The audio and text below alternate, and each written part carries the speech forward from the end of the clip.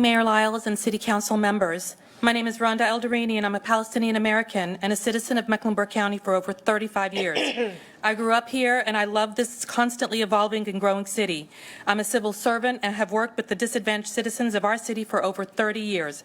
The reason I'm here tonight is to ask for acknowledgement, to hear you say Palestinian lives matter, that we're just as important as Ukrainian lives.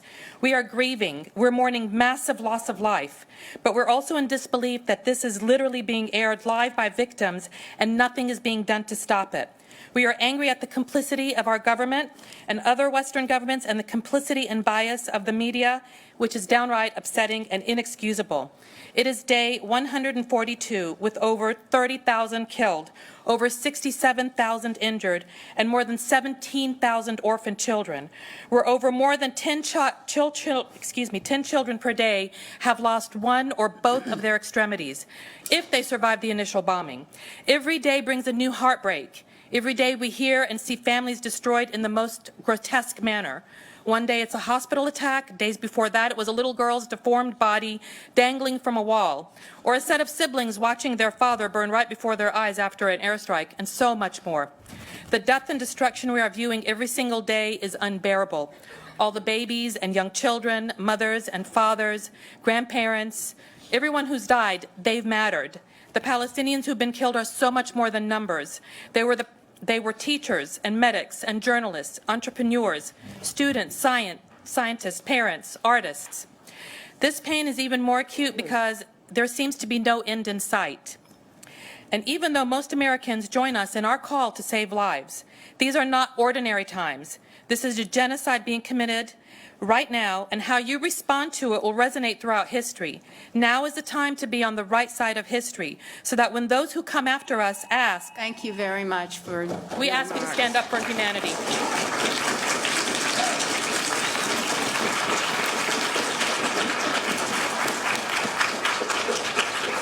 Our next speaker is Sam Polar and Dana Al-Hassan.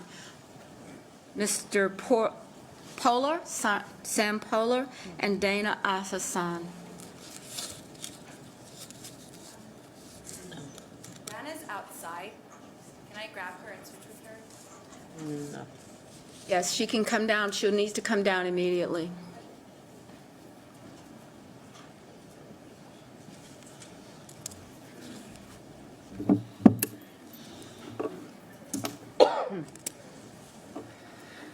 Good evening. My name is Sam Polar. We're here tonight to ask you to join the city of Durham in calling for a ceasefire in Gaza. I grew up here in Charlotte at Temple Beth El, Charlotte's Reformed Synagogue. I'm here tonight as a citizen of District 5, as a proud anti-Zionist Jew, and as a representative of Charlotte's Jewish Voice for Peace chapter. Most importantly, I'm here tonight in solidarity with the Palestinian people. You may have heard the term "never again." It signifies that we will not allow ourselves or others to be subject to what we went through during the Holocaust. Never again for anyone. I want to make it abundantly clear that standing against Israel is not anti-Semitic. There are masses of Jews around the world who unwaveringly support an immediate, permanent ceasefire in Gaza. Judaism has taught me that to save one life is to save an entire universe.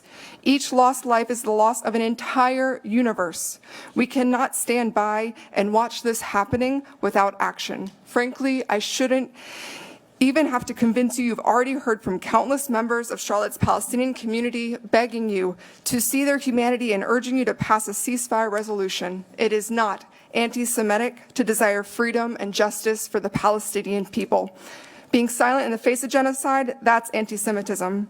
In the upcoming weeks, you have two choices. You can choose not to consider passing a ceasefire resolution for the city of Charlotte, or you can consider passing the resolution. Of these two choices, it will only tell us one thing about you. And yes, it's that simple, because what's right is simple, justice is simple. And what do you have to stand to lose? Your home will not be destroyed. Your family won't be buried under rubble. Your children won't die of starvation. This is not a life or death decision for you. If you choose not to consider the ceasefire resolution, you will be remembered as a city council who chose genocide instead of justice. I and masses of other Jews standing in solidarity with the Palestinian people here in Charlotte and around the country urge you tonight to please choose justice. Thank you.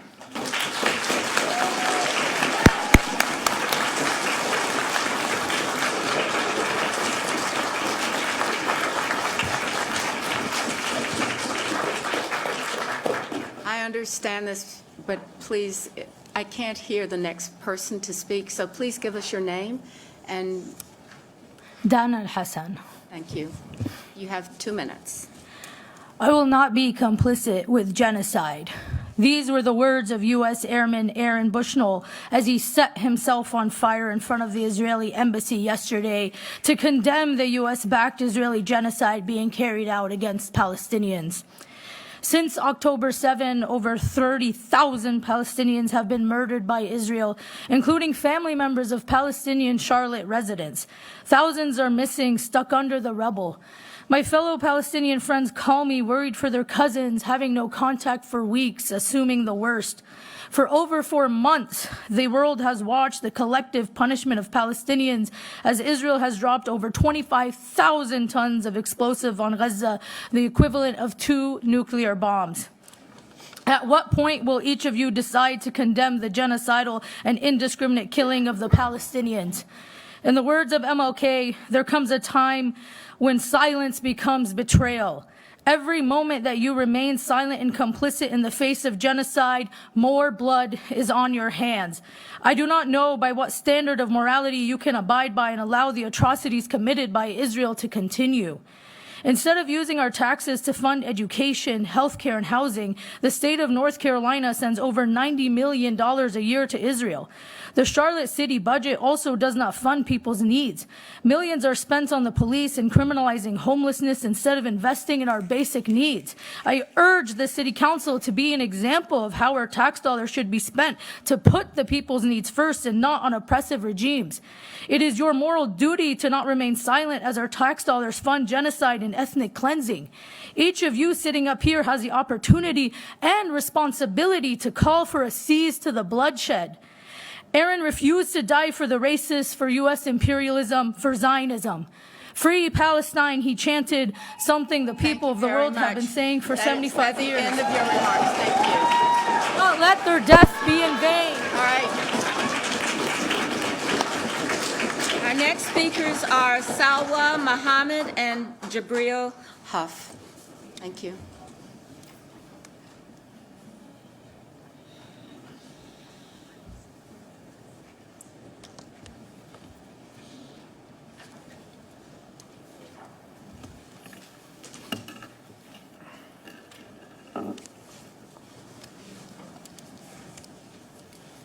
Ms. Muhammad, Yes.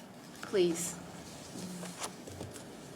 Which button do I hit to read? You don't have to. That microphone will work for you. All right. Good evening. My name is Salwa Muhammad, and I am a retired CMS school teacher of 25 years. I stand here before you today on behalf of the Palestinians in Gaza who are voiceless right now, who are going through a brutal, cold-blooded, horrific genocide every single day. I'm asking you to pass a permanent ceasefire resolution. I want to make sure that you understand that this is not a war.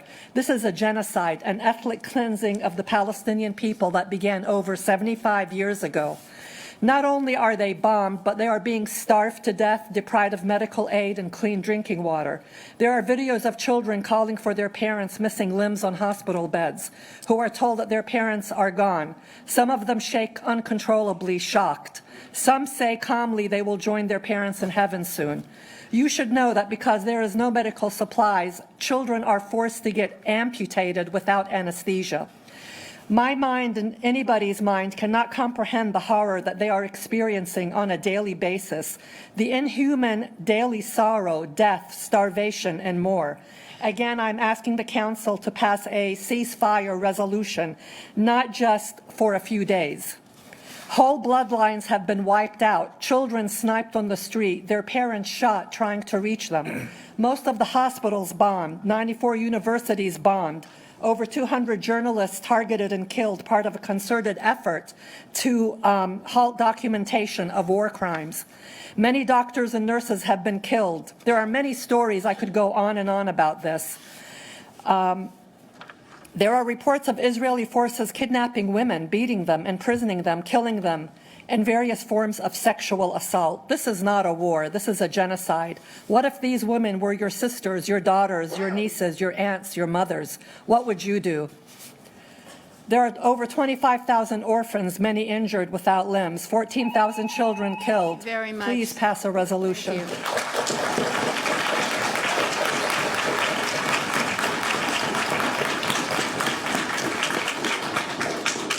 have the mic. Thank Good evening, you. Council. We understand that previous councils did not address such resolutions, but this is a new council, it's a new day, and now it's the time to pass a ceasefire resolution. I just need to clarify a few things from previous meetings. From the river to the sea, it's not a call for genocide against Jews or Israelis. It is a call for justice and freedom for all of those who live from the river to the sea, not just Israeli Jews, but all. Zionism is a branch of racism, white supremacy. It is not rooted in Judaism. As a matter of fact, it was started by an atheist. So we are not against Jews. Millions of people throughout the world are waking up to the horrors of Zionism. They are marching in the streets, and yes, they are calling for a ceasefire. Just as we witnessed during the uprisings after the murder of George Floyd, many white Americans began for the very first time to acknowledge racism, white supremacy, and the horrors it produces if it is allowed to go unchecked. While many of their efforts were token, it was still a turning point.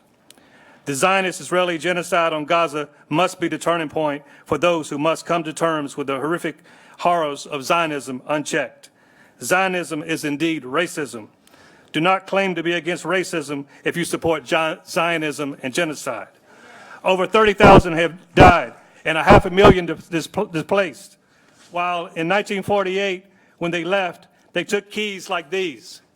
But now they have nothing, not even a key to come back to because everything is being destroyed. That's why we're here tonight to say we're calling for a ceasefire now. Free Palestine from the river to the sea.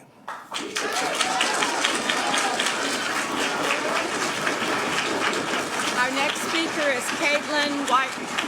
speaker is Caitlin Reitman Osman and Dima Ershad.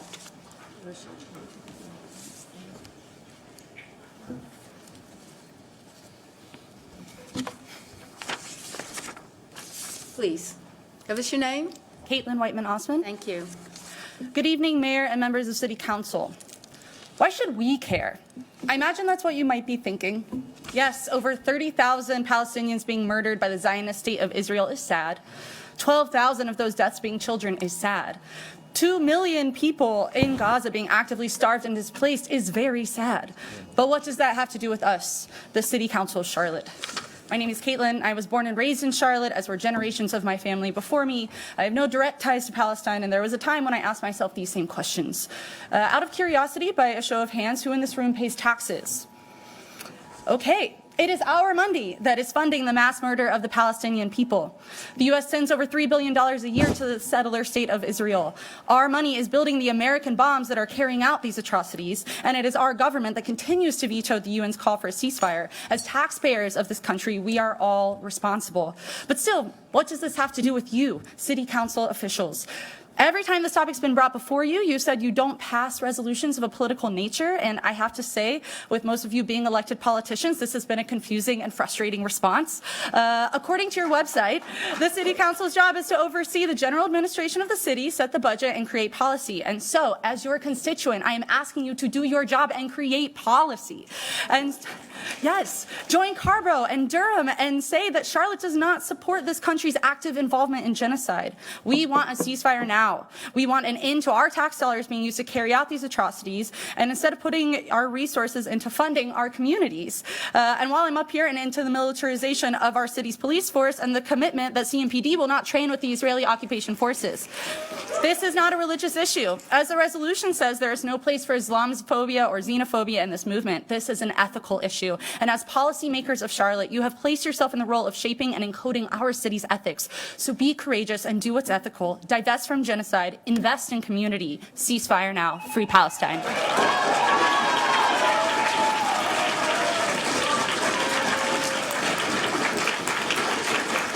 You have 2 minutes. Thank you. Dear City Council, my name is Dima Rashid. I'm a 10-year resident in Charlotte. Today, I'm speaking before you and continue to urge you to open, introduce, and pass ceasefire resolution in your inbox. While you may not see this way, the snowball impact that each local municipal can have by showing us its solidarity and impactful on a greater scale. My experience with the genocide occupation is not far from me. I am one of the Palestinians who suffered from that cruel occupation. I was born in Jerusalem, and I'm not allowed to go visit there.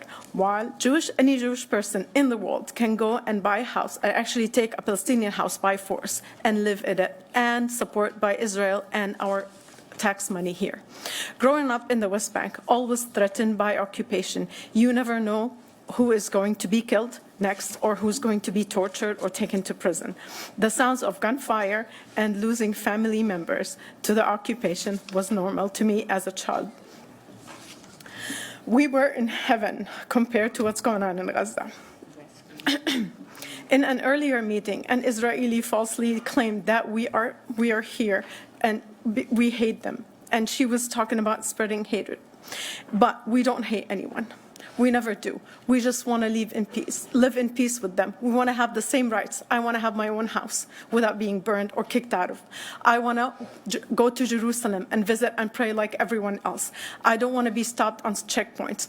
I want to be able to go to school without being shot at, and which I went through that through my childhood. You pride yourselves on social justice and equal rights for all. How can you be silent during this genocide? Would you have been silenced as MLK marched? Would you have been silenced as Hitler killed 6 million Jews? Would you be silenced during the Vietnam War? What does it take to break your silence? Join cities such as Chicago. Thank you. Thank you.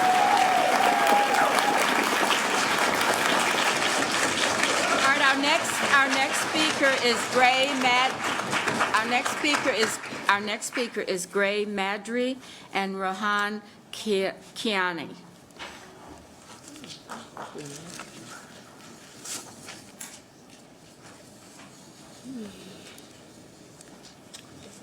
Please tell us your name.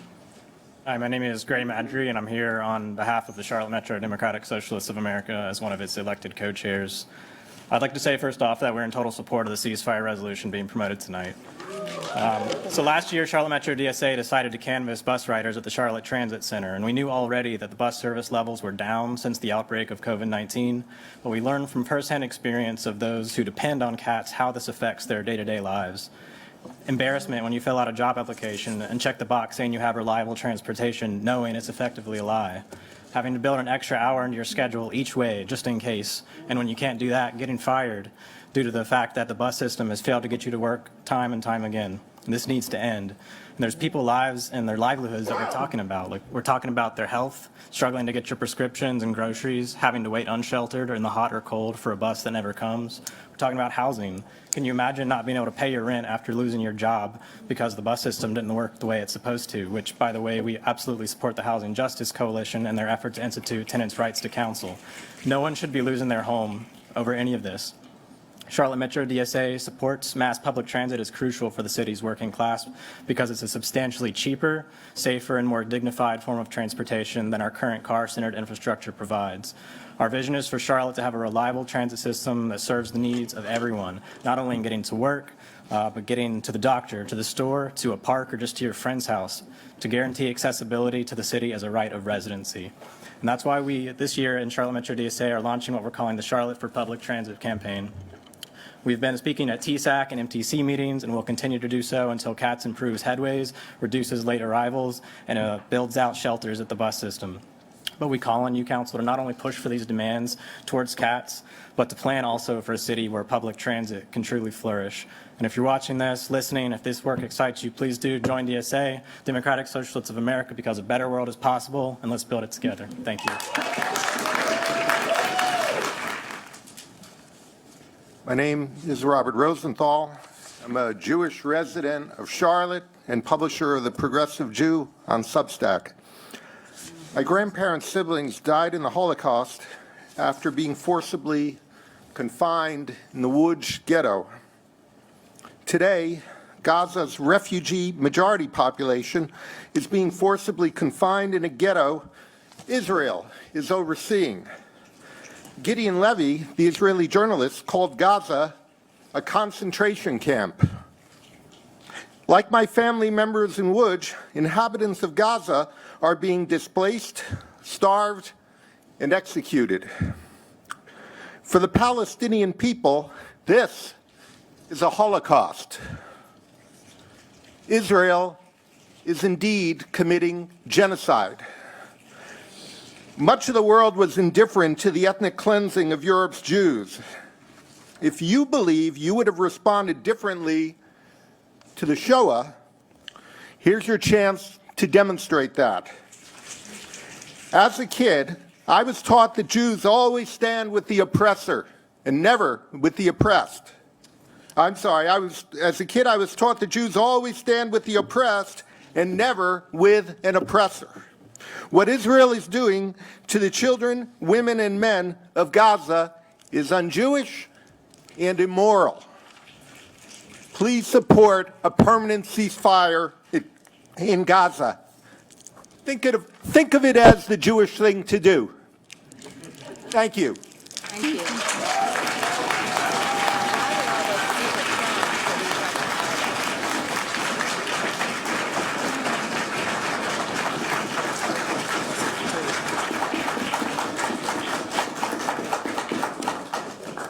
So I want to thank you. This ends our public forum, and now we will go to the council's business agenda for today. Thank you for your attendance. Feel free to stay and watch the city's business if you would like to, but we are going to go ahead and start the action items that we have on our agenda.